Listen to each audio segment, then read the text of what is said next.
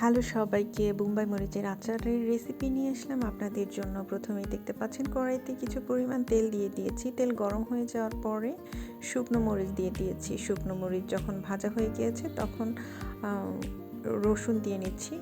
রসুন যখন একটু ভাজা হয়ে যাবে তখন কিছু পরিমাণের আমি আগে আলাদা করে জলপাই কুচি করে রেখেছিলাম, সেই জলপাই কুচিটি দিয়ে দিচ্ছি। জলপাই কুচি দেওয়ার পরে দেখতেই পাচ্ছেন যে অনেক ফেনা হয়ে গিয়েছে। খুব সম্ভবত এই কড়াইতে হচ্ছে না, আমাদেরকে বড় একটি কড়াই নিতে হবে। বড় একটি কড়াই নিয়ে সেই কড়াইতে ঢেলে নিলাম।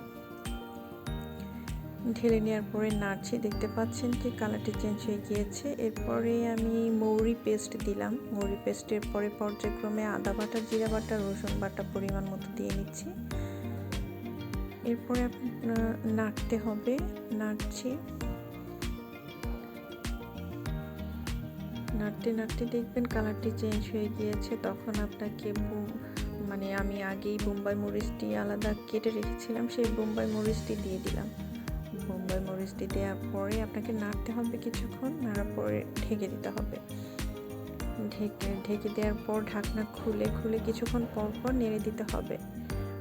যখন একটু কালার চেঞ্জ হয়ে যাবে তখন তেঁতুল পেস্ট করা ছিল, বীজে আলাদা করে তেঁতুলটা পেস্ট করা ছিল, সেই তেঁতুলের পেস্ট দিয়ে নিচ্ছি। এটি হচ্ছে শেষ উপাদান যেটি আমি আচারে ব্যবহার করছি। এরপরে আর কোনো উপাদান ব্যবহার করতে হবে না।